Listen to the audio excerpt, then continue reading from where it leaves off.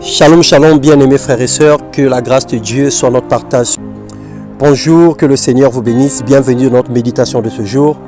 Nous célébrons à toujours et à jamais le nom de l'Éternel pour ses merveilles, pour ses œuvres admirables. Il ouvre pour nous les portes des bénédictions spirituelles. Il nous remplit de joie, de paix chaque jour. Comment ne pas témoigner notre reconnaissance à son égard, parce qu'il est tellement bon et merveilleux. Ce matin, nous allons partager la parole de Dieu et le thème de notre méditation. Pourquoi dors-tu? Lève-toi, invoque ton Dieu. Il arrive des moments où dans notre vie, nous rencontrons des difficultés, nous rencontrons des situations difficiles, des situations catastrophiques. Et au lieu de crier à Dieu, au lieu de l'implorer, au lieu de parler au Seigneur, nous choisissons quelquefois de dormir, nous choisissons quelquefois de nous cacher, nous choisissons quelquefois de nous lamenter et nous choisissons quelquefois de rester dans le déni, alors que nous avons un Dieu et nous pouvons l'appeler au secours de nos manquements et de nos faiblesses. Dans Jonas, le chapitre 1, le verset 1 à 7, il est écrit: Jonas descendit au fond du navire, se coucha et s'endormit profondément. Le pilote s'approcha de lui et lui dit: Pourquoi dors-tu? Lève-toi, invoque ton Dieu. Peut-être voudra-t-il penser à nous et nous ne périrons pas. L'Éternel est bienveillant, il est l'appui des justes, il est le secours qui ne trompe pas. Sa protection est manifeste dans la vie de quiconque espère en lui, dit la parole de Dieu. Dans Lamentation 3, 25, la Bible déclare qu'il renouvelle ses bontés chaque jour dans nos vies. Malgré l'infini immense de sa bonté, nous fuyons sa présence, nous nous cachons, nous dormons et laissons accès au diable. Mais pourquoi donc cette attitude? Simplement parce que nous ne voulons pas faire la volonté de Dieu comme Jonas et parce que nous sommes dans le péché, nous sommes dénudés et honteux de notre situation comme le cas de Adam dans le jardin d'Éden.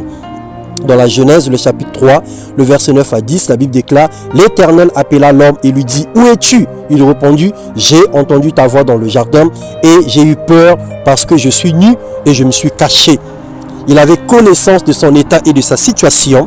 Au lieu d'implorer le pardon et la grâce de Dieu, il a préféré se cacher et fuir loin de la présence du Seigneur. Sache que peu importe ton état ou ton cas, sans Dieu, nous ne pouvons rien faire. Il n'est pas celui qui est venu pour condamner ni accuser, mais pour sauver et délivrer, selon Jean 12, le verset 47. Cela importe d'autant plus que vous savez en quel temps nous sommes. C'est l'heure de vous réveiller en fin du sommeil, car maintenant le salut est plus près de nous que lorsque nous avons cru, dit la parole du Seigneur. La nuit est avancée et le jour approche. Dépouillons-nous donc des œuvres de ténèbres et revêtons-nous les armes de la lumière. Marchons honnêtement comme en plein jour, loin des excès et de l'ivrognerie, de la luxure et de l'impudicité, des querelles et des jalousies. Mais revêtez-vous du Seigneur Jésus-Christ et n'ayez pas soin de la chair pour satisfaire les convoitises. Bien-aimés, à combien de fois ou à combien plus forte raison nous avons l'opportunité de prendre soin de notre chair, nous avons l'opportunité de prendre soin de notre corps physique et nous négligeons les besoins de l'âme et de l'esprit. Nous nous éloignons radicalement de Dieu en nous